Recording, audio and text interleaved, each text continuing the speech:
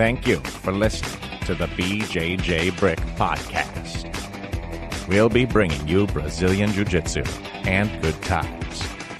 We hope to flatten your Jiu-Jitsu learning curve, help you get the most out of your grappling ability, and meet your goals both on and off the mat. Welcome back to the BjjBrick Podcast. This is episode 277. My name is Byron Jabbar. I'm here with Joe Thomas and Gary Hall. Guys, today we're talking about defense and offense. This is a special episode, last episode of the month where we, digest this topic for the entire show. How we doing this weekend? I'm doing fabulous, and like I was talking earlier to you, Byron, when I roll with you, I don't realize there's actually any offense because I'm always on the defense. Yeah, that's not accurate. Well, it sure feels that way when you got side control on me. Okay, the 3% of the time when I attain side control, yeah, I'm quite happy. Joe, how are you doing over there, my friend? I'm doing good, man. Doing really good. That's good to hear. Guys, I have a off-the-mat lesson I'd like to bring onto the mat and just kind of let it cook a little bit. All these holidays and Thanksgiving and that sort of thing going on. I remember back when I was a kid helping my grandmother cook some meals. And one thing she would always do is she would just occasionally get a spoon out and taste something. And then change it up from there. Add something, salt or some other thing. I don't know really what she was doing. But she told me that if she doesn't taste it along the way, she doesn't know what needs to be done. She wasn't big on using like measuring cups and that sort of thing. She just would add some stuff, give it a taste, and then adjust it from there. And I think that jiu-jitsu could be like this as well.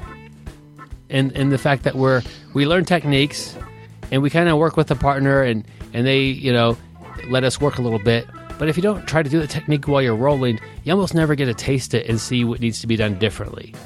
Because these techniques that you learn armbar from guard, and you could do a bunch of them, for 30 minutes as you partner up, and you go to actually roll, and you can't control the guy's posture. Armbar from guard kind of sucks. It's like tasting it. Okay, something's wrong. What is it? It's the posture control is off, or maybe I'm not controlling the arm very well. Something is off in the recipe of your armbar. Make adjustments. And if you don't try to ever incorporate what you learn as far as the non-rolling portion into the rolling portion, you never get to taste it and see what needs to be tweaked. You never really gain that knowledge. Yeah, that's a good one, Byron. One thing I liked is, if I understood you correct, your grandma didn't, it was your grandma, right? Yeah. Yeah, she didn't really use hard and fast recipes. She didn't go by the book. And it's like when you're baking a pie, there's got to be some yeast and there's got to be some flour and there's got to be some salt in the dough. There's got to be some type of fruit. There's got to be some sugar. There are things that have to be in there, but the proportions and the type of fruit, etc., are kind of up to the baker. And I think that that's sort of next level jiu-jitsu. Like when we first start, we're sort of memorizing the technique as it's taught to us. There has to be the proper frame, there has to be the proper grip, there has to be the proper leverage. But as we progress, we start to adjust it a little bit to fit our body type, our personality type, what our ultimate goal of the match is. And so, yeah, I like that. I like that you break away from the hard and fast recipe book and sort of start to just think these are the elements that are necessary, and I'm going to put them in proportionally to get the product that I want. Man, that was awesome, Mr. Cherry Pie, Joe Thomas. I like cherry pie.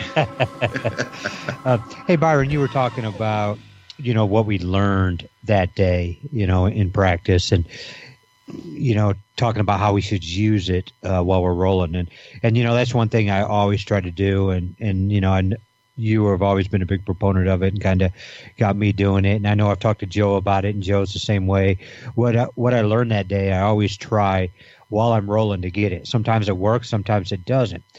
And I always make a big thing, too, when a training partner pulls it off on me, or I see somebody rolling next to me pulling it off. I always, man, you just hit the move of the day and kind of make it like a big thing, and hopefully everybody else follows instead of just trying to win the match, trying to, do what we've learned in today's practice. And that's something I think has helped my game a lot.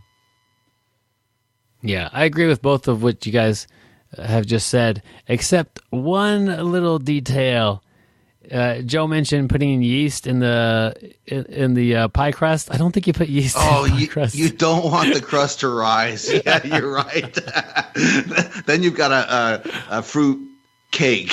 Hey, that's just as good. A few people in the audience are like, no, don't put yeast in that.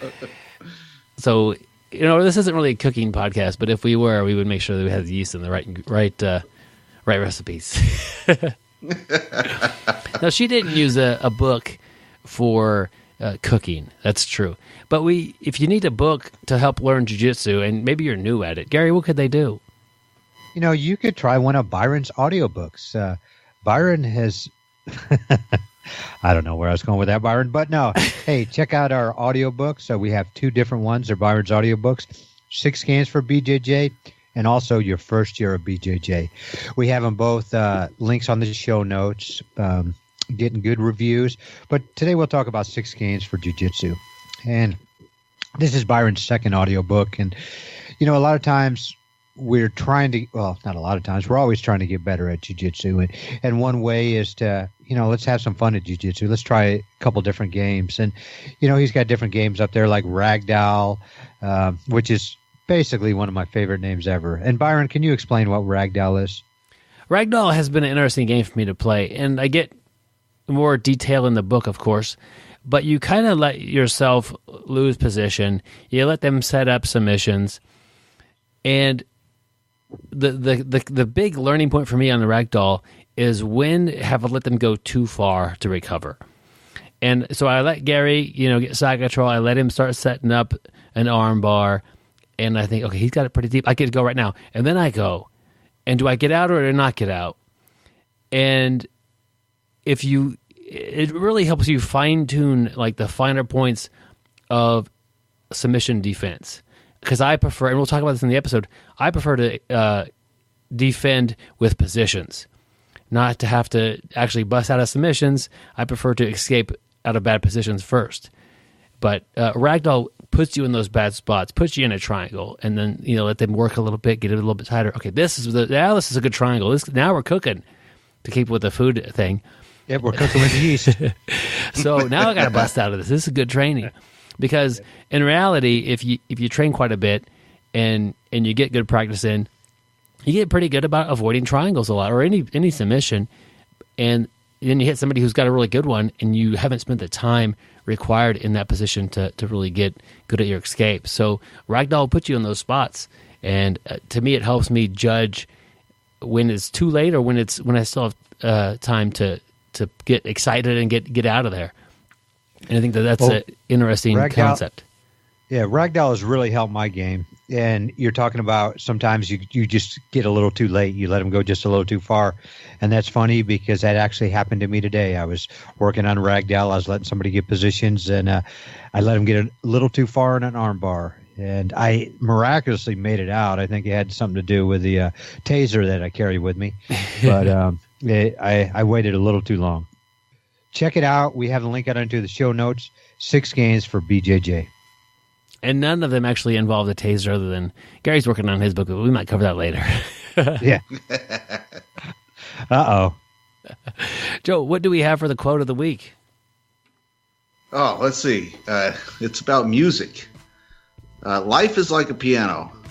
What you get out of it depends on how you play it. And I don't know if anybody else listening plays piano. I actually took years and years of lessons when I was a kid. And I never got very good at it because I never wanted to. I don't know if that's part of the meaning of the quote, but I don't think it is. But certainly when you're doing something you don't enjoy, you don't get as good as you could. Who said the quote, Joe? Tom Lehrer? What is he? He's a famous pianist. And I went to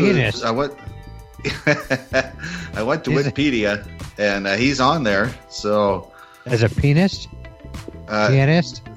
he's actually quite a big one, Gary.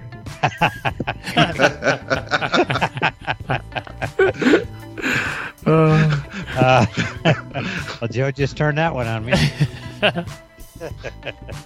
Fairly well known and famous, I gather, among piano aficionados. So Pianist, of course, yeah. I would call myself a pianoist. Yeah, me too. That's but where you don't play the piano, but you do play the pianist. But it is a quote we could bring over from. I think a lot of times when somebody gets really good at something like piano or jiu-jitsu, a lot of things kind of can mix.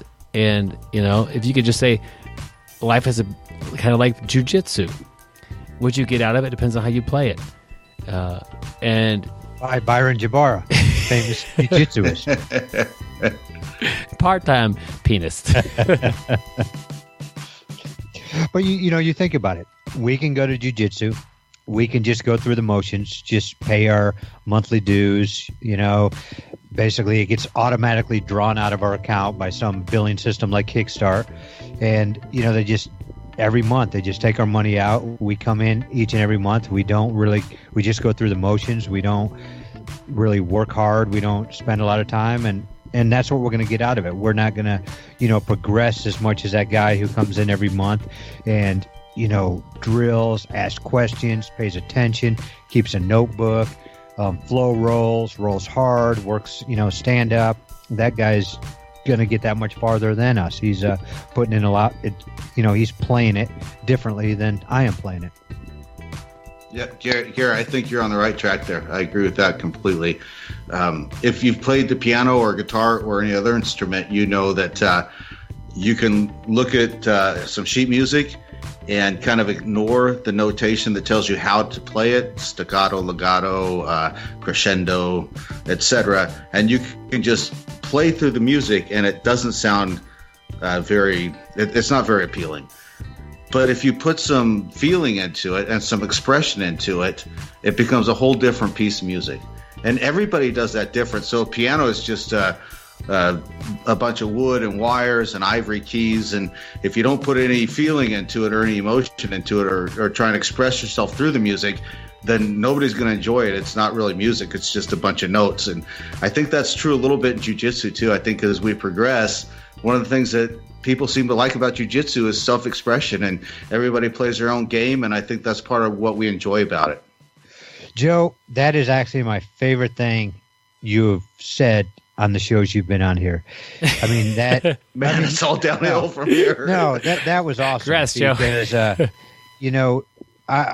I've tried to talk about art before, and we've talked about art through jiu-jitsu, and I can't really express it. But, what I really like about jiu-jitsu is I can get out there and kind of express myself through jiu-jitsu. You have that feeling going. And I like that, how you just said that just hit the nail on the head, or the head on the nail, or whatever we call it. But that was awesome, Joe. A+ for Joe. I hit that note right on. Ooh, even brought it back to music related. But yeah, and Joe, I didn't even know you ever played the piano. So learning something new about you today. Like, I know Byron, he's been a musician for a long time. Sure, Gary. Where do I play? Oh, the skin flute. I can't even read music, Gary. Does that matter? Byron, you can't tune a piano, but you can tune a fish. Okay. Reminds me of, like, we used to have a kind of a segment where you tell like a crappy joke. That was the crappy one. Oh man, I think, Joe, what you said was right on as far as like the art side of it. And when you started to talk, I was thinking about how you play it, and what we're talking about with applying like the move that you learned today while you roll. If you think Gary's got a really good Kimura, but let's just say today he, during the little technique portion, he learns a sweep. And when he goes to roll, he just tries Kimura. And then that happens next week, and then next week. Like, whatever is shown, he's still focused on Kimura, which you can look at, for good or for bad. Yes, he's building that really good brick to use as a very fine-tuned weapon. as fine-tuning as you could do to a brick. But he's not really learning anything else. So I think there's a good balance you have to strike with how you play it. Yes, work on your really good moves and make them even better. But yes, work on stuff you're not that good at occasionally. And if it's just as easy as what you learned today in class, what was shown to you, try to throw that in the mix and see how it relates to your A game, or see if it doesn't relate at all, or see maybe you find a new element that you really enjoy. There's I guess a lot to that piano, and I don't know how to play any of it. Yeah. Another thing I was thinking, I do have a brother-in-law who is a music piano professor in Austria. Pianist in Austria. But like he, we talk about if we want to get better at jiu-jitsu, we better be doing maybe some stretching, some yoga, some kettlebells, some weights, eat right, make sure we're hydrated, stuff like that.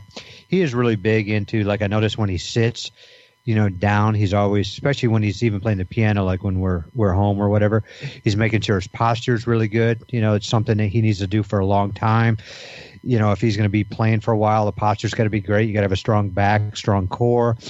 I don't know if he'd ever do jiu-jitsu because he'd be worried about his hands, his fingers, something that could, ruin his career. So, I mean, same thing with jiu-jitsu. Are we, making sure we're well hydrated before class? We've talked about that. Or, are we eating properly? Are we stretching? Are we, doing stuff outside of jiu-jitsu to make us better? All those little things, not just what we're doing and learning on the mat, but, taking care of our body to make sure we're performing at, peak performance. Gary, that reminds me of something my piano teacher used to do. So it's important that your wrists are high. They're not sagging while your fingers are on the keys. And my pianist teacher used to take a very sharp pencil and hold it underneath your wrist. And if they sagged, she'd jab it up into your wrist. It hurt like hell. Yeah. How could we incorporate that idea into jiu-jitsu? No, Byron will tell you. Our original instructor, Johnny Castillo, used to remember his stick, Byron? Oh, he yeah. used to have that stick. And when you were rolling and you messed up, he would hit you with a stick. And I got hit all the time. So it's not a foreign concept at all. No, to me, that's, right up there. And plus, that reminds me of back when I was in Vietnam. So I'm kind of used to that. Yeah. Still got pieces of bamboo under your fingernails, right? I got a collection of punji sticks, Joe. Gary, I think you kind of struck on an interesting idea about the people who actually play piano and could they do jiu-jitsu for, enjoyment? Could you be a surgeon who uses your hands and also do jiu-jitsu? I'm sure there are people out there. If you're one of them, it'd be awesome to hear from you. Maybe just in a short article of how you protect your hands while you roll, or what you do. It's a little bit different while you're rolling. That'd be a great way. So send us an email, bjjbrick@gmail.com. If you are somebody who your livelihood depends on the health of your hands or something physical, and you really need to watch that while you roll, and you've been training for a little while and you've had success with enjoying training and not losing your livelihood by means of jiu-jitsu training. Yeah. Well, I remember very interesting.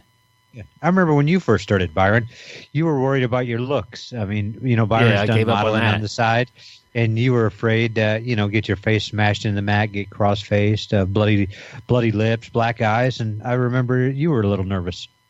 Come on, Gary. Byron's only half of the Wichita Chippendale, so we know you were concerned as well. Well, if Byron and I were Chippendale, we would have been out of business a long time ago. Welcome to the BjjBrick Podcast, my friends. Nursing homes are always looking for entertainment.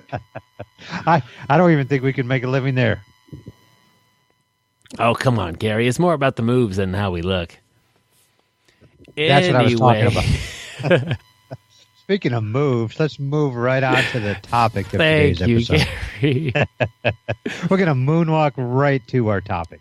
This topic, I had a lot of ideas with how to handle this topic, and I think it's a really cool one as far as offense and defense. I think, like sometimes we're playing offense when we should be actually, take a step back and defend a little bit, or vice versa. You're being defensive when you should be on the offense. or you should be focused on learning one thing or the other. I had a lot of ideas, but then I threw the question to our private Facebook group that's full of our Patreon supporters, and they came up with a lot of great things to talk about. So I was really thrilled with that. Yeah, I think what we could do, Byron, change the episode up a little bit. We always talk about our Patreon supporters, and you put that right there in the private Facebook group. I mean, we can just talk. They had a whole bunch of questions on there. We can just go down those if to change the episode up a little bit. Man, I'm glad that you thought about that, Gary. Good thing we got a good sharp mind working for the BjjBrick. So let's pull up that Facebook page here, gentlemen. Jamie has in here, she wants to know, when we're rolling with higher belts, do you transition to like a more defensive game or maybe even a more offensive game? What do you do when I would say it doesn't even need to be higher belts, but just somebody who typically has the upper hand on you just for skill alone. How do you adjust your rolling? Well, when I read the question, I'm kind of thinking that she's asking the question from the standpoint that typically when you roll with higher belts, they can put you in whatever position they want, and you're just playing defense. And how do you kind of turn that around and get to a point where you can start to mount a little bit of offense? And my first thought was kind of being perceptive and looking at what your training partner is offering you and kind of knowing your audience, so to speak. And I think in every gym, there's always a couple of higher belts that enjoy helping the lower belts, and they enjoy doing it through rolling, and they'll offer you some opportunities. And so if you're rolling with a higher belt that appears to be giving you some space and giving you some opportunity, they may be just setting you up, but oftentimes they're allowing you to play your offense. So if you find yourself in that position, man, I just go for it. I mean, the worst that can happen is they counter you, they sweep you, they catch you in a submission. But if they're giving you the chance to play, then go ahead and take advantage of it. I like that, Joe, and I've rolled with a lot of those people myself, and they're giving you stuff.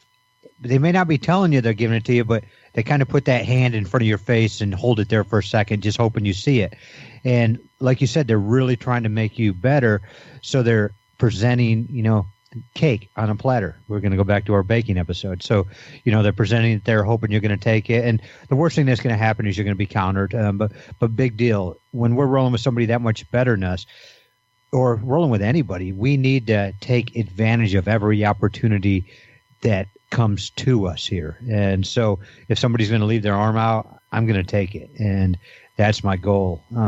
When I was looking at this question, and, we're all going to interpret all these questions differently just because we don't have Jamie here today.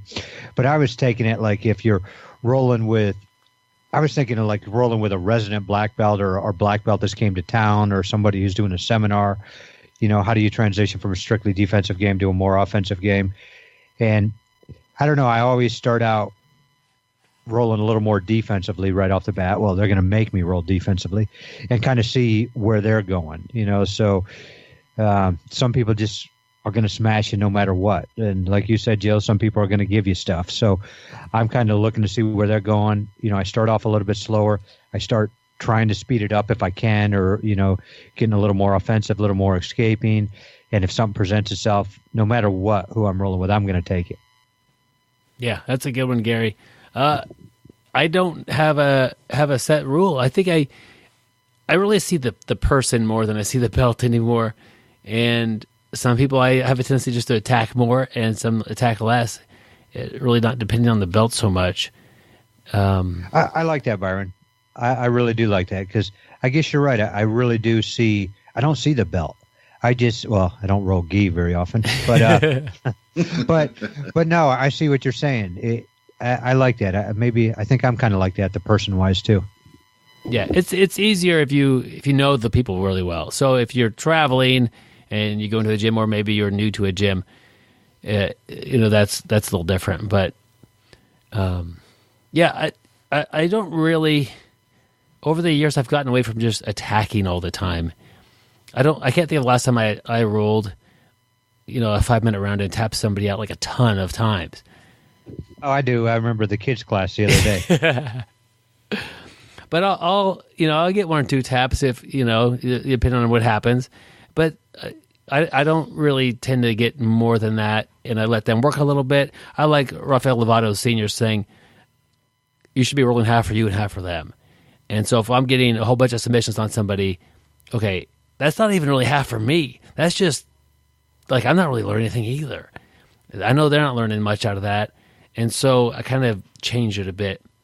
And maybe it'd be different if I was a purple belt and I'm rolling with a brown belt. I think I would go on the offense more.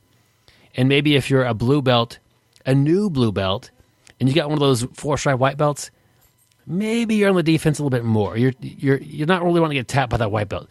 We all say it really doesn't matter, and it doesn't matter. It only matters to you. But as a new blue belt, it doesn't feel right to get tapped by a white belt. Let me tell you, it'll probably happen sometimes. Not the end of the world. But it doesn't feel great. So maybe you'll find yourself just naturally playing a little more defense to avoid kind of feeling like, man, I let myself down on that one.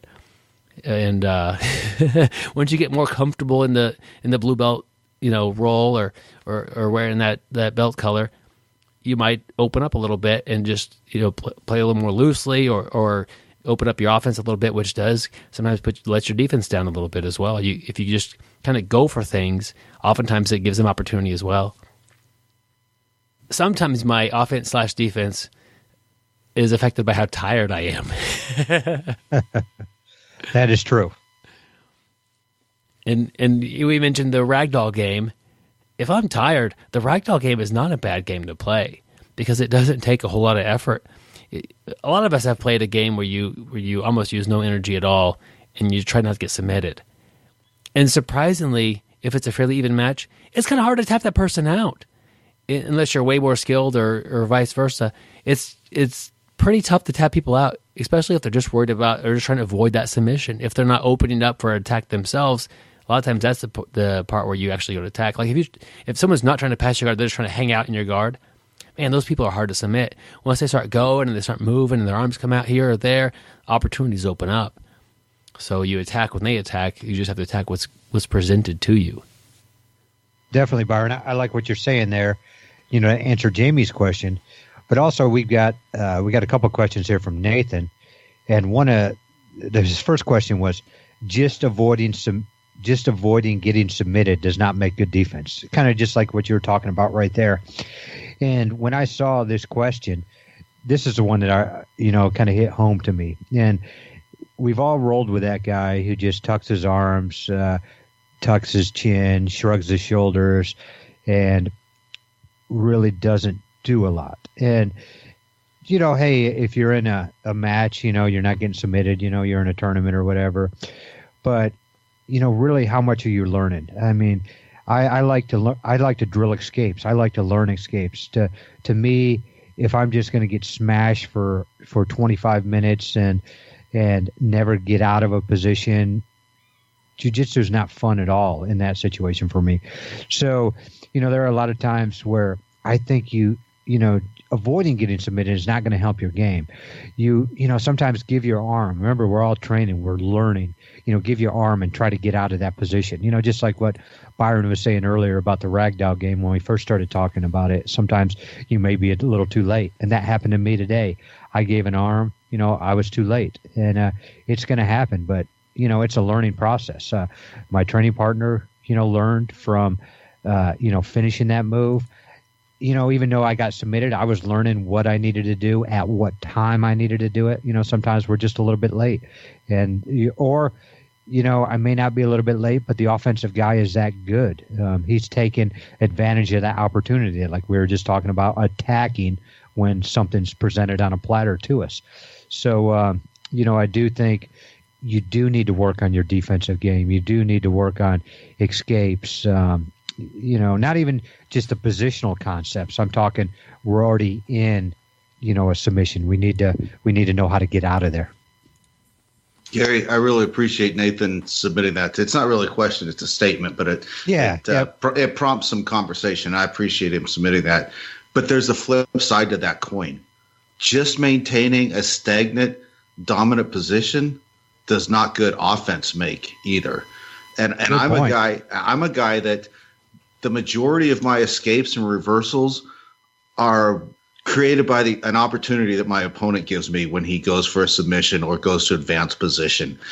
And I hate it when somebody's got me in mount and I'm like trying to give them an arm. I'm trying to give them something so that they'll try and spin it into an arm bar, and then I can use that for an escape. So I think there's two sides to that coin. I mean, I like to use my opponent's mistakes as an opportunity to escape or advance my position, and it drives me nuts when guys just won't do anything. Yeah, I guess we could also say just avoiding the submission does not make good offense either. It's very important to learn how to keep position, how to, pin somebody down to the mat, how to keep them there. But, this is jiu-jitsu. I want to submit people. That's why I signed up to do this. Submissions are fun. But, that could just be the opposite of the of Nathan's statement. I guess there's several opposites to his statement. But it's a good one, Nathan, and I definitely appreciate it here. And Joe, your statement about wanting that opportunity to be presented for you to escape, or wanting that. I'm working on I know I've talked with you guys about it off the air. I don't know if we talked about it on the air. I'm working on another audiobook, The Art of War for Jiu-Jitsu. And part of it is looking at strengths and opportunities, and then threats and weaknesses. And opportunities are really presented by your opponent. There's nothing that you're going to do to change the opportunities that are given to you. So, like Joe, you're waiting for an opportunity. That's why you want that opponent to present something, and you have to have a fairly diverse set of escapes to be able to capitalize on that opportunity with like the proper timing and make it work. And that's one way to kind of frame your escapes is, I'm waiting for an opportunity. and yeah, that's definitely a way, but you need to have, like Joe, you may not have a favorite escape. You may have a favorite escape from certain submission or something like that, but if someone's got mount on you, like my guess is you have several that are ready to go depending on what happens to you. But I think what Joe was saying is, the guy's got great control on him, but Joe is actually presenting stuff. He's not sitting there with his elbows tucked in. He's basically putting his arms straight up in the air, just saying, "Hey, take this." And yeah, I know Joe. Go ahead. I try and bait them. You're right, Gary. I try and bait them into something, and it frustrates me a little bit. I guess I understand if they just want to maintain position, but I try and bait them into something, and sometimes guys just don't bite. And I would imagine you're not like giving them. The point of the bait is to give them enough to attempt it, but not enough to actually land it. Correct. So I agree with Nathan's statement. If you could avoid getting submitted, doesn't mean you have to particularly have a good defense. Part of that is the ability to control the position or to not be dominated, the majority of the time. Byron, though, some people like to be dominated. Some people actually pay for that. That's a different that's your other podcast, Gary. Oh, sorry. You get them mixed up sometimes. Yeah, I guess bringing it back to jiu-jitsu, Gary, I think Nathan's point is, and I couldn't disagree with this in any way, is you can't be crushed in bottom mount, bottom side control, knee on belly for a 5-minute training round and then jump up and raise your fist in the air and say, "I didn't tap." I've done that, though. Like, I think the two big defensive moves that need to be talked about would be like shrimping and bridging, creating that space. We're not the first one to say it. If you're needing defense, you're needing to create space. If you're needing offense, you want to take away space and create situations with pressure. Space is not your friend. Yeah. I think we need to throw framing in there too. And before the show came on, Byron has been working with me on my framing to make my framing better. It's something I overlook sometimes. I just I don't know why I overlook it, but something I'm not that great at. And I was just telling Byron, with his coaching, man, I had a great framing session this weekend, so I was pretty happy. It's coming, but that's going back to just avoiding getting submitted does not make good defense, and so we need to drill, and we need to. Drill these positions. We need to drill the shrimp. We need to drill the bridging. Once we create space, we need to drill the framing. And, just by spending that time drilling, it's really helped my defense out. Part of the issue with offense and defense I think in the classroom setting is we typically focus a lot more on offense. How many, just compared, I know classroom teachers will show armbar escapes, will show mount escapes, side control escapes, but more often than not, we gather around, circle up, and grab a partner and say, check out this armbar. Check out the detail to this choke. And how often is it that it is, hey guys, here's how to get out of this? I think the ratio is definitely not 50-50. It's 13-1. Last I counted. I appreciate your count there, Gary. You're welcome. But it's still important information. I just think that as a class, it's the teacher's responsibility, and they feel that it is, to make it interesting and to make it exciting, and to trying to generate that feeling as well. And that's easier to learn things when you're excited about them, interested in them. And I think offense is more interesting. I would venture to say if you Googled, BJJ and then a term like armbar or, attacks, those are more popular things to Google search for than escaping an armbar or getting out of a choke. Or I wouldn't type that in Google, but, escaping submissions or positions. Yes, we look for those and we need to have those. But I think that, when you're looking for something that's just like, oh, I want to check out this, it's usually an offensive technique. When you're sitting around after class with your buddies and, hey, I saw this, I want to try it out real quick. That's usually an offensive technique. Do you guys feel that way, or is it just me getting the pulse on that feeling? No, I would agree. And I think there's a relevant question by one of our listeners, Richard Holt. And his question, or what he wanted us to talk about, is the importance of having a good defense. He said so many people move too quickly to try and develop their offense, only to leave themselves open. Having a good defense opens up offense as well. So I think what you're saying, Byron, is that defense is at least as important, if not more important, than offense, but it seems to be an underemphasized part of training. I agree with Richard, and that's a great comment and observation. You do see it all the time.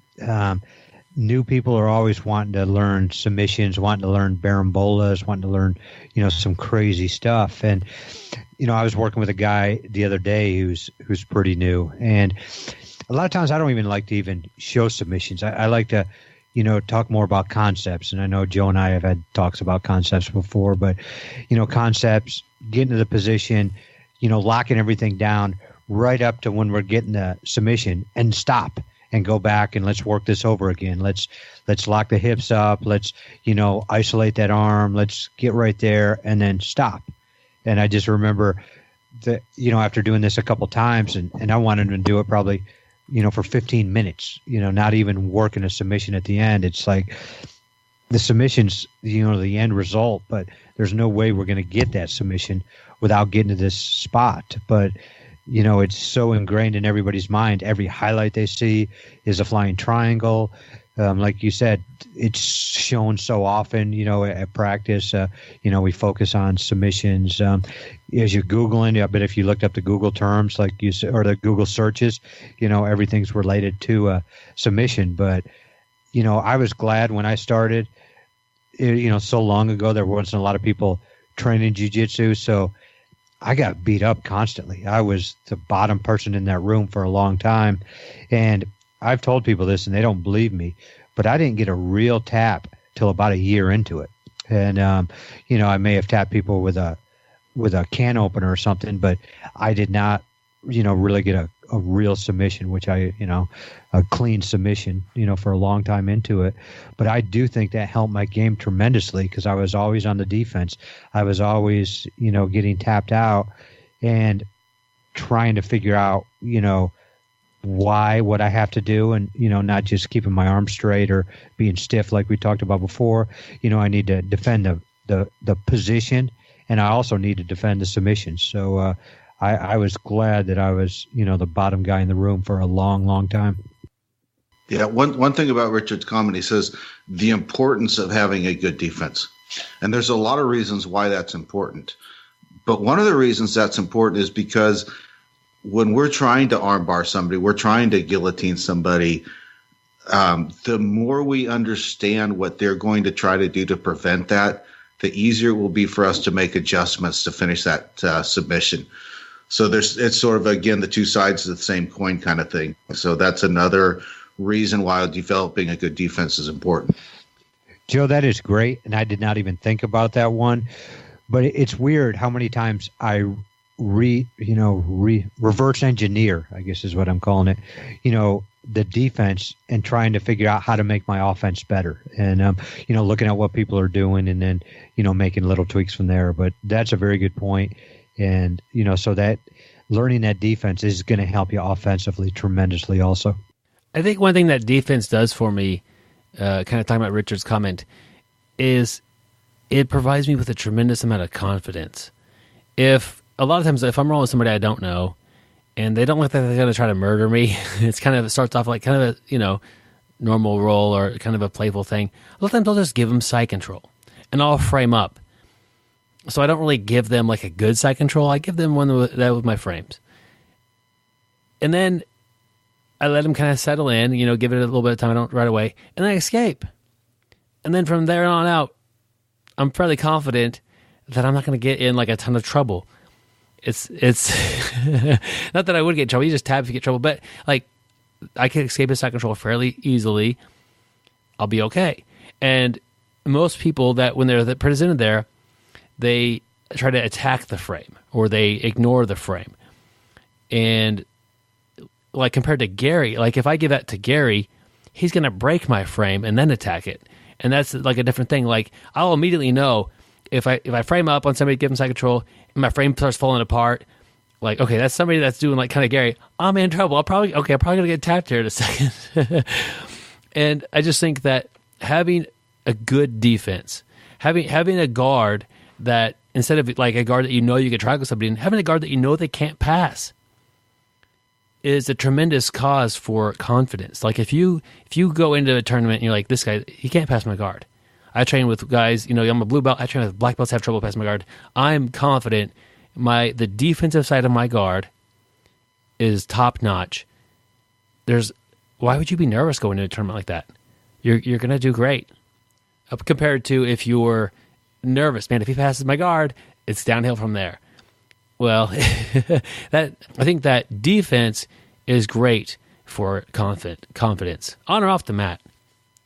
You can walk into a room and know no one's really going to beat you up too bad if you have good jiu-jitsu, and you can walk into the mat and know that you're not going to get beat up too bad if your defense is good.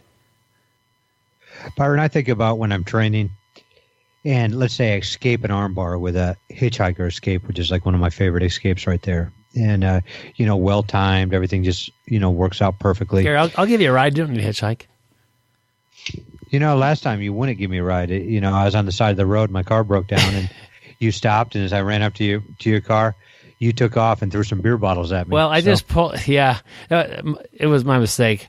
Your skirt was very short, and when I pulled up, I saw it was you, and I was kind of embarrassed, so I got out there. You saw the scars all over my face and the cauliflower ear, and you're like, well, I'm not stopping.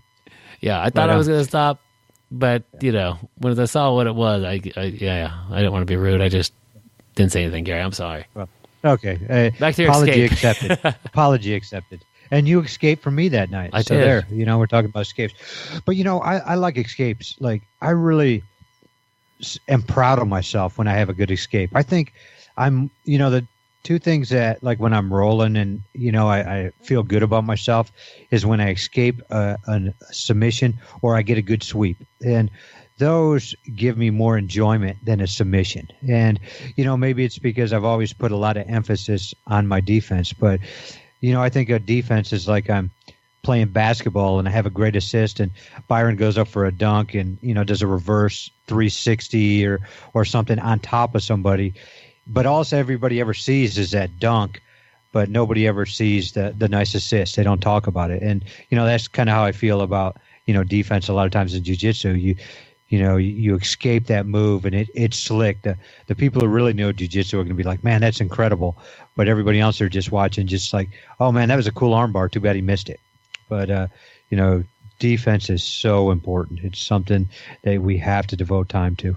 Thinking about like having an artistic game and blending that with defense and offense, going through the art of war and trying to really, dive deep into that and learn from the lessons by Sun Tzu there. He talks about having like a creative way to attack or to solve your problems. And if you could escape side control and kind of, as you are recovering your guard, be setting up one of your better guard attacks, omoplata, let's just say, that person will be pretty far behind the game. Because if they're like me, like, dang, he just recovered guard, and not, oh my goodness, I'm already into omoplata.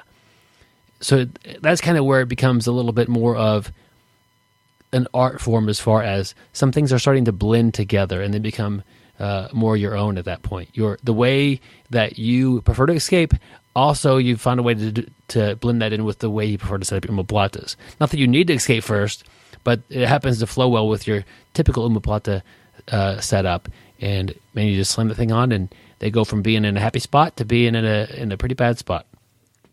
So I'm always, it's kind of, some people do this better than others, and I'm not the best at it. But we've all had those people who you get side control 1 minute or 1 second, and then you're in trouble the next because their escape included an attack. And so I'm always on like a little more high alert, even when I'm in a good spot, because I know with their escape comes an attack right next to it, and you got to be ready for that. Yeah, definitely. I it's a good time to go for those submissions. But one thing I find is the opposite of that.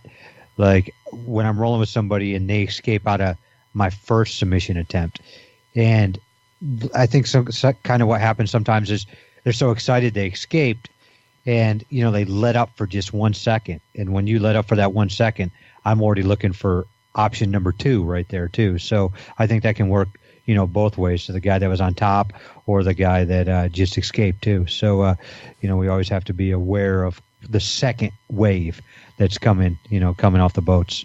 Yeah. Craig had a great comment on the fan page there, on the private Facebook group. He said positional defense first, then submission defense secondary. I agree with this 100%. Yep. Man, let me take this one here, because this one's so fresh in my mind right now.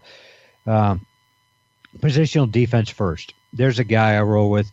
He's a really big guy. He's not the greatest jiu-jitsu guy, but he's got, tons of weight, tons of strength, very good top position, very positionally dominant, and he'll rip your head off with a headlock.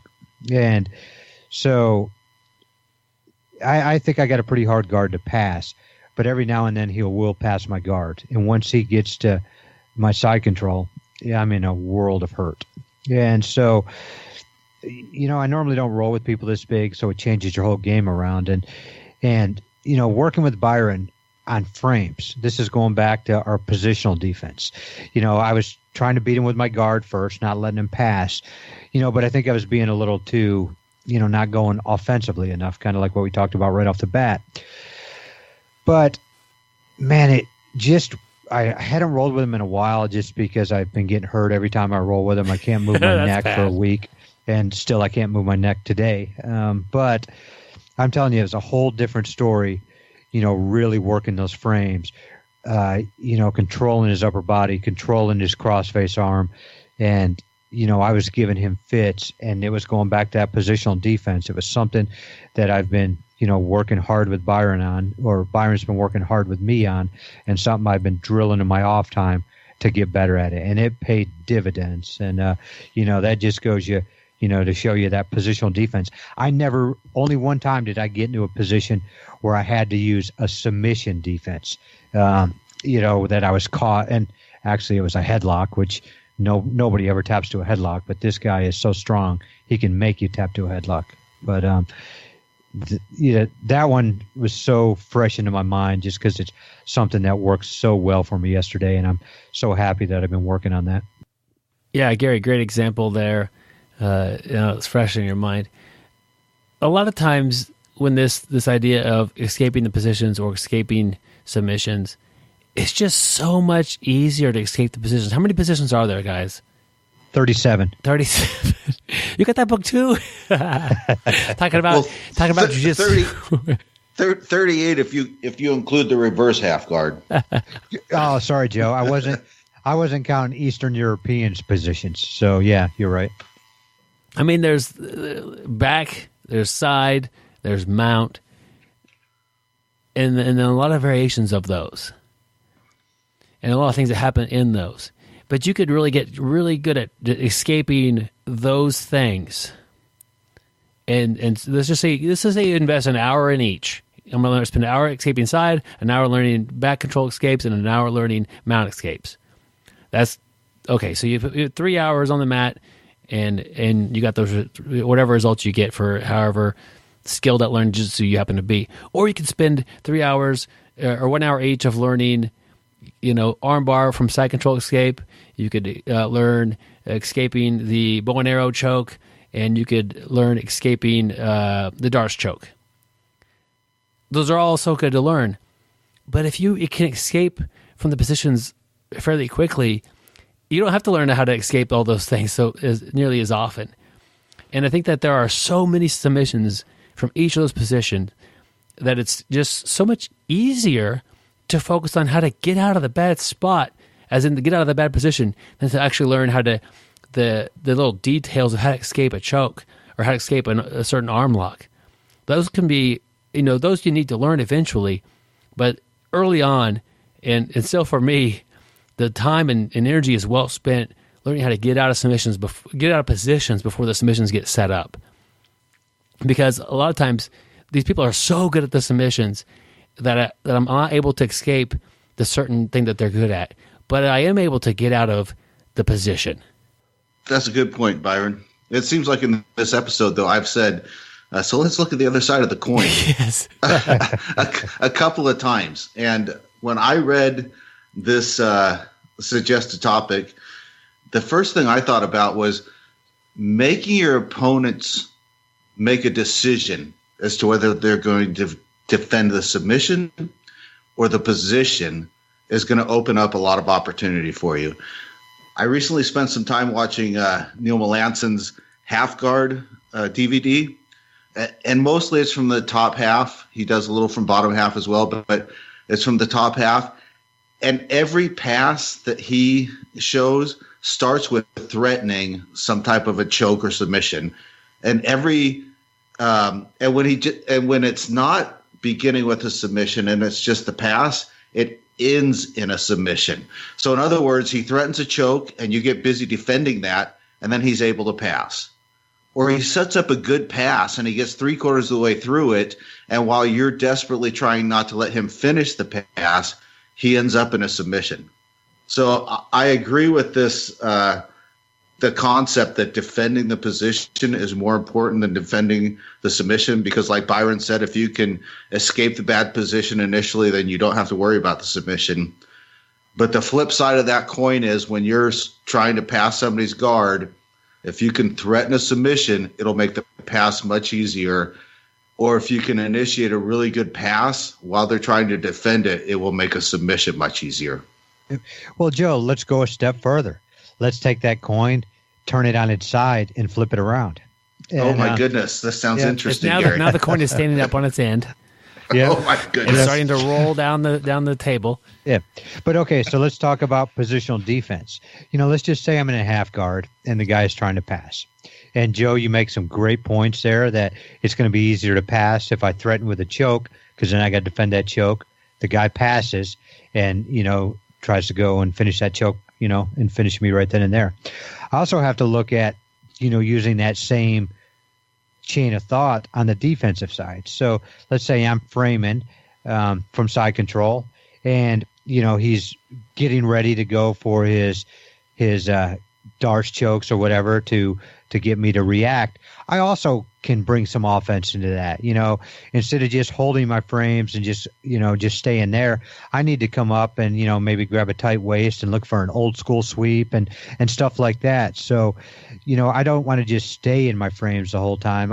Maybe if I'm in that frame and I'm framing the crossface 1-2, maybe look for Kimuras, look for, coming up with that underhook off that, the frame that I'm across his chest with. So I want to bring some variety to the table too, and hopefully go from the bottom to the top, where then all of a sudden I'm in his half guard. I can start threatening with Darce's as he defends that, escape and grab side control, or not escape, but pass and grab side control.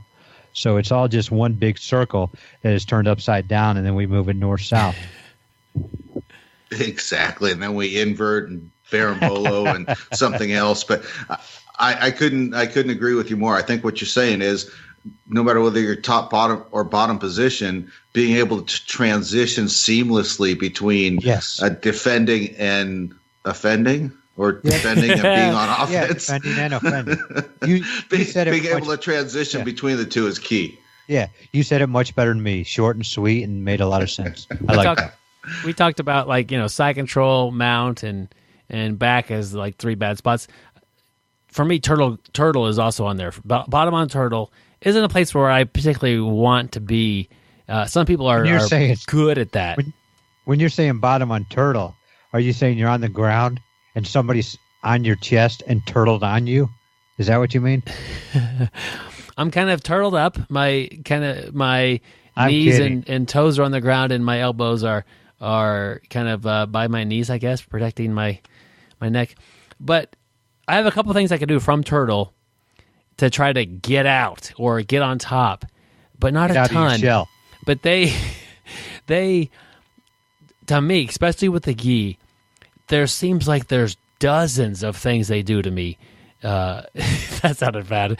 Dozens of attacks they can do that often end up with me a bit confused. Is like, okay, he's got this grip and this grip. What do I got? Okay, that's too late. I just tapped. So my basic turtle strategy is, and this would work great for most people, don't let their hands connect. In fact, hold their hands.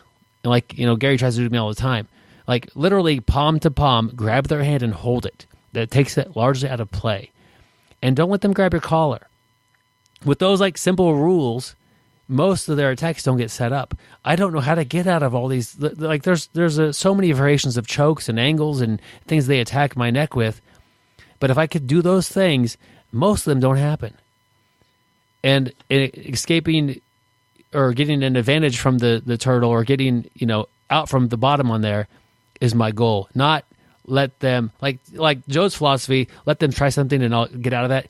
I haven't spent the time in defending these attacks from turtle to really anticipate what they're going to do next and all that sort of thing. There's too much going on there. If I play that game, I'm just too late.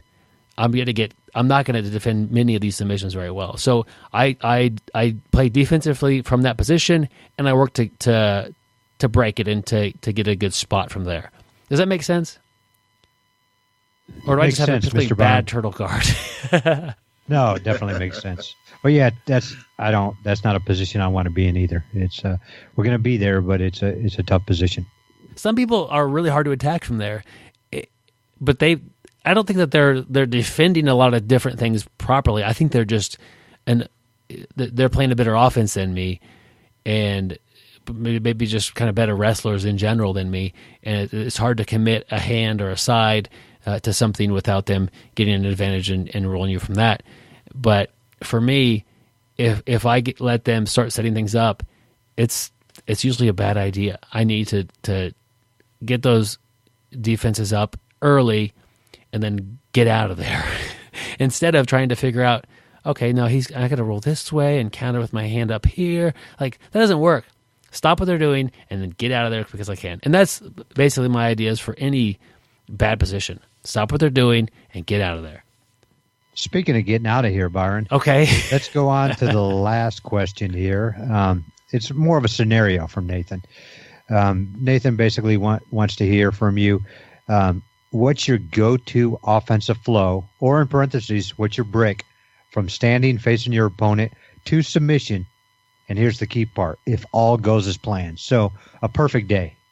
I'm still hoping for the day that everything goes as planned. Joe, go ahead and kick us off on this one. Oh, man. Well, let me just say right off the bat, I'm glad he added that, if all goes to plan.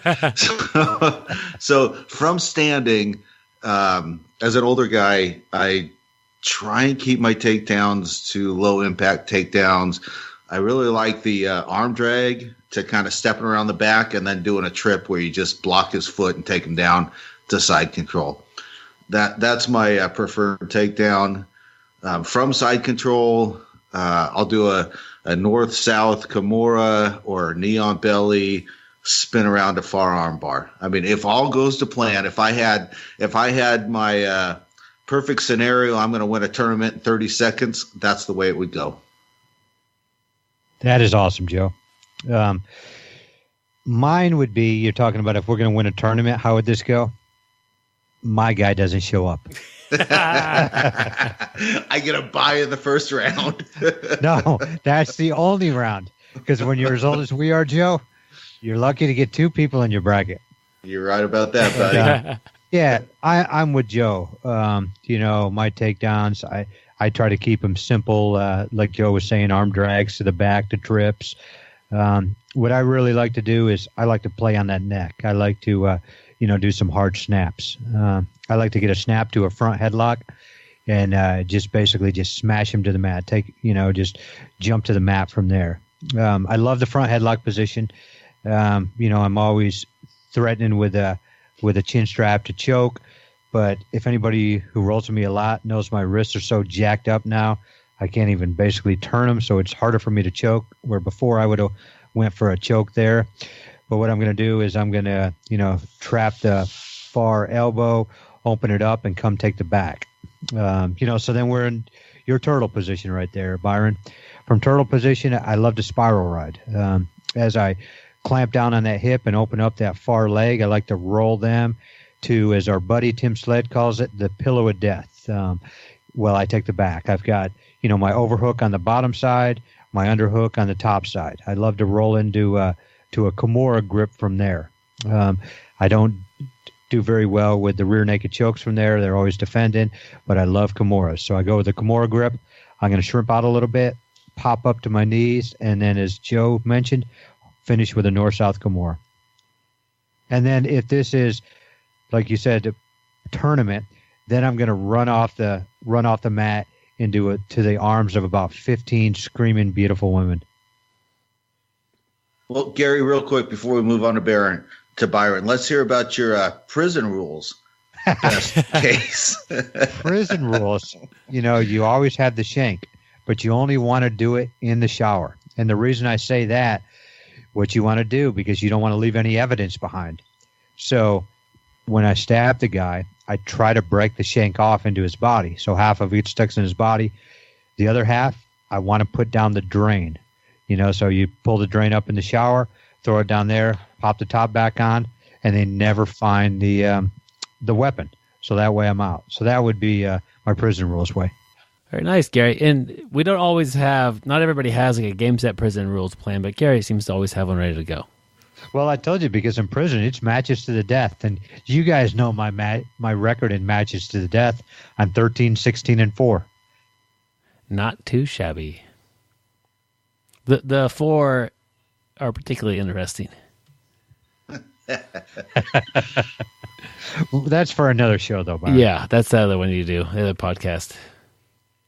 All right, but Byron, what's your best day look like? My best day, if all goes according to plan, I come out real timid, pull guard. Oh, basically just normal.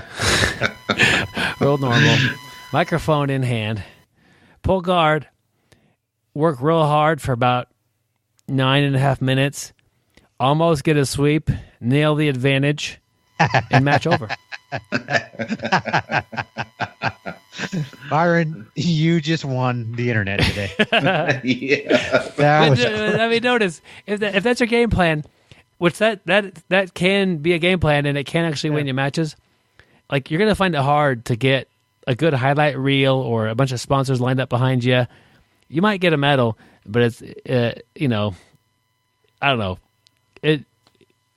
Sometimes you got to win some way or another. But anyway, if things go perfectly, planned, I'd probably end up with like either an ankle pick or a fake guard pull to an ankle pick, and easy guard pass, because they never established a guard in like a full manner because the ankle pick was that good, and either end up with a guillotine from side control or from mount. Pretty simple. It doesn't seem to work out that easy, but that's what it would look like if I was in a hurry. I thought you were going to go with a foot sweep because you got me with that many The foot sweeps are fun, and they are really rewarding when they land. But otherwise, I just end up kicking somebody in the leg. Yeah, I noticed. So you kick me in the leg 4 or 5 times, to soften it up, and then you finish. So good job. Yeah. The difference between a good foot sweep and a bad one is the kick that good? And I guess a little bit of timing in reality. You got to off-balance that foot or get that foot to be light and then sweep it out. Your kick is really good. I know you played 3 years of kickball in high school. So, you've got that down. But, hey, I'd like to thank our guests for today's show on episode 277, Offense and Defense. Joe Thomas and Byron Jabara. All the Patreon supporters that chimed in on the private Facebook group. Yeah, those are our real guests. They did great. Jamie, Richard, Craig, and Nathan. Yeah, I think this is the way of the future for our topical podcast. I think this worked good, and next month we should throw it out again and see what turns up. Yeah. Hey, Joe, did you say a tropical podcast? But where's Byron taking us? To I don't know, Venezuela. Yeah, man, that's awesome. Do we want to visit Venezuela? Byron, you are awesome. Byron, thank you so much. Gary, you're welcome. From the bottom of our heart, Joe and I, really appreciate that. It's awesome. I'm excited. Joe wasn't supposed to tell you quite yet. Yeah, but, we appreciate out. all the stuff you do, though. I mean, you've talked about, your audio books, and let's talk about, what we appreciate too, the audio book you're making. Okay, hold on, Gary. Gary is on the offense because I had one for him. So let's go. You win. The offensive play worked. I love this audio book you're making. And, everybody knows about the book, The Art of War by Sun Tzu. You went to Dad Tzu, his dad. You took the idea from Dad Tzu, The Art of War for Christmas Shopping. And it's basically how you use the book, The Art of War for Christmas Shopping by Dad Tzu, and you're going to use it to your advantage to Christmas shop. And, especially with Christmas around the corner here. So tell us a little bit about this audiobook there, Byron. Okay. Imagine you go Black Friday shopping and get everything that you wanted to get. You'd save a lot of money. You'd save a lot of money, but it's really hard to do because they sell out of stuff or you're waiting in line is definitely a big challenge.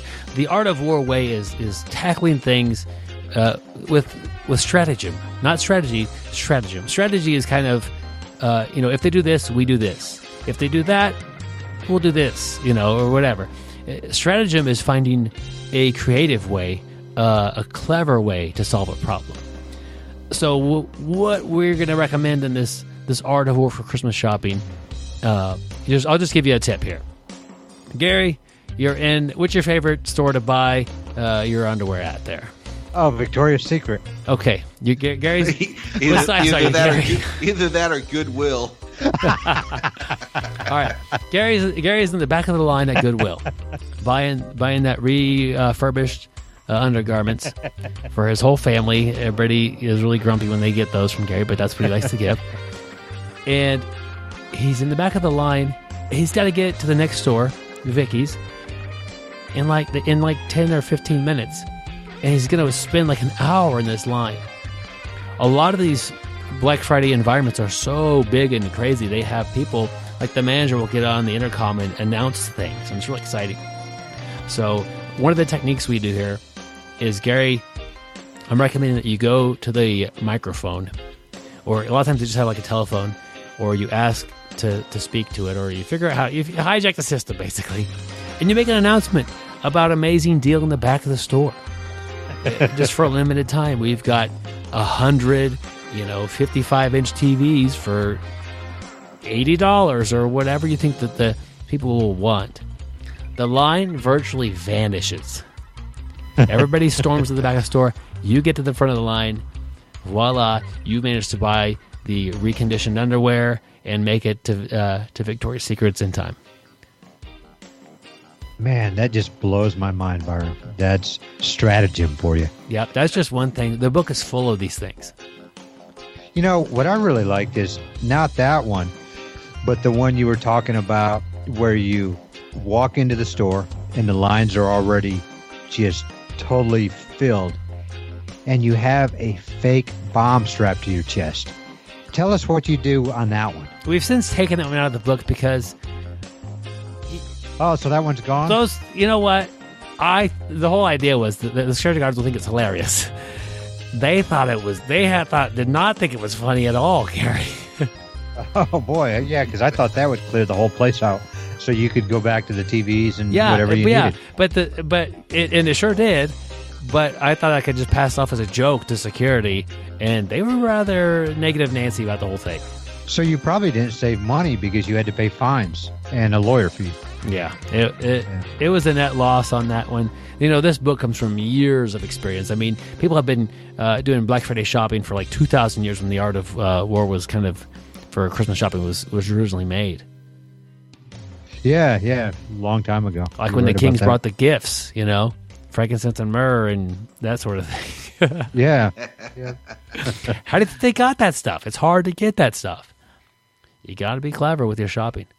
Yep. But you know what is really ingenious is I love it that you've got this book coming out. This audio book is going to be out in mid-January. So Yes. definitely keep a lookout for it. Yeah. Had a little bit of problem with distribution. All right, guys, that brings us to our article of the week. It's on BjjFanatics.com. This is how to get better at BJJ. 12 steps. And we don't need to cover all the steps. Let's pick a couple each or one or two and see where we go from there.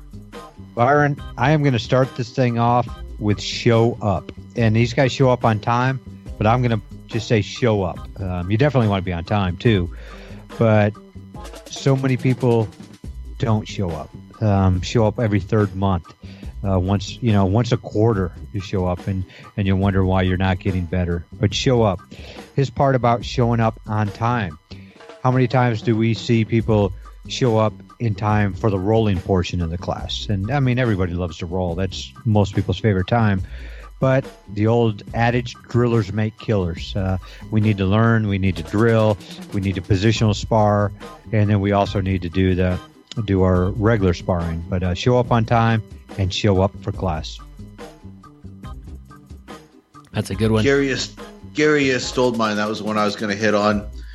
I love it when you see lists floating around about things that take zero talent, and you don't have to be good at anything. You don't have to have any special skills. All you got to do is leave the house in time to get there in time. So that was a big one for me. Show up in time to get the warm-ups in, get the instructions in, and be a good teammate. Like you said, get the warm-up in. And one thing, me and Joe are a little bit older, and I used to be able to skip warm-ups and be okay with it, but a warm-up is very important for me today. And it should have been when I was younger, too. Another tip they have on here is start in bad spots. Great and, one. some gyms start standing, some start on their knees. And sometimes people talk about, they start on their knees, they don't ever do takedowns. You don't have to start on your... The reason why people start on their knees is because there's typically not enough room for everybody to start standing up. Or maybe somebody's a little bit cautious about getting thrown. I do think takedowns tend to be a little bit more injury prone event that happen in jiu-jitsu. So if you take those out, there'll statistically be less injuries. So you don't need to start from your knees. You might as well start from side control on the bottom or mount on the bottom and work from there. If you do that for a month or two, your defense and your defensive abilities will skyrocket. And you'll, like I said in the article, you'll quickly learn where your deficiencies are. So take some time, start in a bad spot. Usually your training partners will be happy to start on your back. They're not going to complain about that. And let them work, and then you work your escape. And it really is a great way to learn. We talk about offense and defense. Learn a good defense. Start there.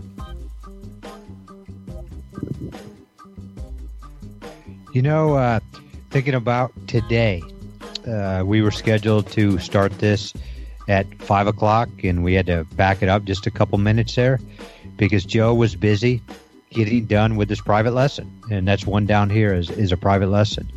And, private lessons are great. You get the undivided attention of your coach or whoever you're taking that private lesson with. And, you can work on basically anything you want to, where if you go to a class, normally instructor has a curriculum that you're going over for that day. Private lesson, let's say you're having trouble with, escaping from the bottom. You can spend your whole hour, 2 hours, or however long you took that private lesson doing that. So private lessons are a great way to get better at jiu-jitsu. Yeah, I couldn't agree with you more.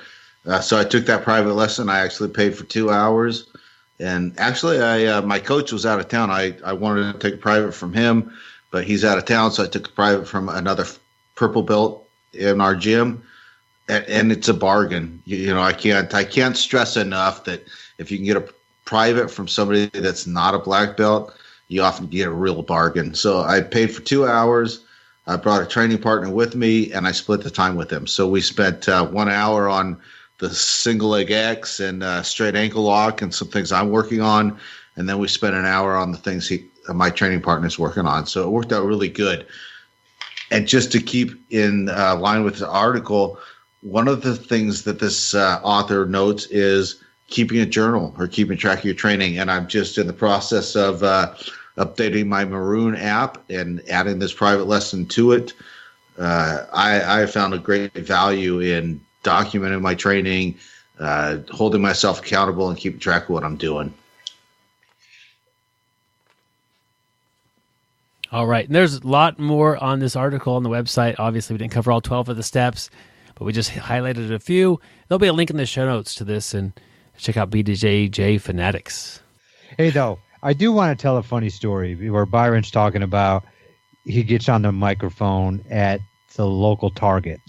And if Gary, Byron... I've literally done that, but go ahead. Yeah. Well, that's what I was going to say. If you know Byron, he would do that, which is kind of weird because when you meet Byron, he doesn't seem like the type who would do that. But so one day, Byron and we happened to go to IHOP late at night after, I think, fights one night or something. So we're sitting there in a nice long line to get into IHOP. And as usual, nobody was around to seat anybody, or, it was really busy, a bunch of drunk people at this time of night. But what I thought was hilarious was, and I didn't know Byron was this crazy, he just goes back to the receptionist station, starts grabbing menus, and he started seating everybody. And that was waiting in line. The best was he would take, let's say there were 4 people wanting a table. Yeah. And he would put them at a 2-person table and just watch them just look at him. And then he would just turn his back and walk away. It was like episodes of Impractical Jokers. But Byron, that day, I knew you were for real. And this is I still laugh about that to this day. That Gary, was pretty funny. We tell a lot of fake stories about each other on this show. But this one's true. That one, that did happen. Yeah. It was, to me, it was a bit frustrating because nobody was actually taking care of the customers. Like, the front of the store was vacant. And I know people they're busy and whatnot, but I had like a blue shirt on, and I was like, here, let's just try it. It'll be funny. And the authority of holding menus, people just trust you. I mean, they trust you. Yeah, they just. But the best was the look on that group of 4. Yeah. Two couples when you put them at that 2-person table, and then you just turned around and left. The look on their face was great. Yep. That was fun. You got to have fun. Yeah. But we actually put you down for Employee of the Month after that day. Well, thanks. And I got a little paycheck. When you're in Target, my wife got me to go Black Friday shopping like mid-morning. She gets up super early and goes and does stuff, but they swung back by and picked me up, her and her aunt, and we went, and I went to Target, and I was just watching people, really, is what I was doing. We got in line, and the line was at the literally like snaked around aisles and ended up in the back of the store. And the manager had a big intercom system and a microphone and was making announcements. And I go, hey, can I make an announcement? She goes, what do you want to say? Can I just tell him where the line is and welcome the Target and that sort of thing? And she goes, yeah, go ahead. I got in there, I started doing it, started talking and having fun. And the people in line, started having a good time as well, and it did help pass time. And she's open for it. You don't, if you don't try, you don't get anywhere without asking. Yeah, just try. Yep. So, and it embarrassed my wife, which is one of the main goals I have when we go out in public. I think also that same night, when we were at the fights, there was like on top of like the office or in this building, there was a loft way up where you could watch the fights. I remember this too. I'm an idiot, Gary. Nobody was supposed to be there, except maybe the cameraman, if that. But so Byron bet us that he could find his way up there. So he just starts walking back past all the security guards like he belonged there, walked into the back of the building. We hadn't seen him for about 10 minutes, assumed he probably got arrested. But no, 10 minutes later, we see him up there at the top of that thing, like 3 or 4 stories high, waving to us. So, if without him trying, he would have never found that pot of gold. I had the best seats in the house, Gary. Yeah, yep. I mean, you think if Christopher Columbus had that attitude, we would never have found America. Well, somebody was already here. So what I hear you guys saying is Byron probably doesn't drink too much, but if you got a 6-pack in him, he'd be the best friend ever. I would be entertaining for you. Yeah. Byron, I have never seen you drink. I don't Do you drink actually much. Drink? Okay. I don't drink much. I mean, I know you're always doing coke and swim lines, but I have never once seen you drink. Sniffing glue, all that other stuff. Oh, man. Huffing paint. Why do you think he's always at the Target? Buying some Krylon. All right, gentlemen. Well, a special shout out to our Patreon supporters this episode. And I do got to say, we have a lot of Patreon supporters that are not in the private Facebook group. Perfectly okay. Some of them don't do Facebook. That's fine. But if you're on Facebook and you're our Patreon supporter, I want to invite you to the group. I can't get everybody in there just automatically. I need you to send me your Facebook, like a link or something like that, and I'll get you invited into the group. And that way, next time we ask a question to the group, you can contribute and ask your stuff. So, really, Jamie, Richard, Craig, and Nathan, outstanding work, and thank you so much for providing these questions and comments for the episode. It really kind of make this a different style of episode. It's the end of the month. We have a topic, but also we had topic and input from you guys, and I think that getting that from the audience in this form was great. But if you want to join Patreon and become one of these members in this group, or get a gi patch, you get a 5-inch BjjBrick gi patch and a sticker. There's a link in the show notes about Patreon, and it describes it to you. Basically, most Patreon supporters kick us $1 every episode, and it really goes a long way to helping us out and to build this podcast. So thank you guys so much for that, and thank all the other Patreon supporters as well. But it really means a lot to us. Yep, this is definitely one episode that we could not have done without y'all. Also, check us out on social media. We're on Facebook, obviously. Besides the private Facebook group, we also have a Facebook page. We try and post inspirational or humorous or material that will help you guys get better at jiu-jitsu. We have a YouTube channel. Byron's pretty active on there. He's got some product reviews. And, of course, we have the BjjBrick app. It's the easiest way to get every episode every week. Check us out.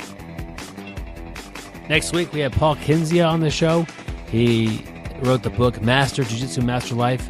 I read the book. I really enjoyed it and learned a lot, and I was happy to get him on the show for an interview. Check the book out. I loved it. It's made a big difference, not just jiu-jitsu. It's made me a better person. While I was reading it, it just made me, happier. It made me think about how I can become a better person, better at work, better at jiu-jitsu. Till then, stay sweaty, my friends. And don't forget to shower.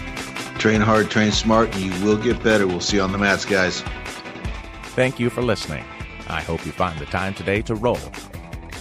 After all, the best way to get better at Brazilian Jiu-Jitsu is to do Brazilian Jiu-Jitsu.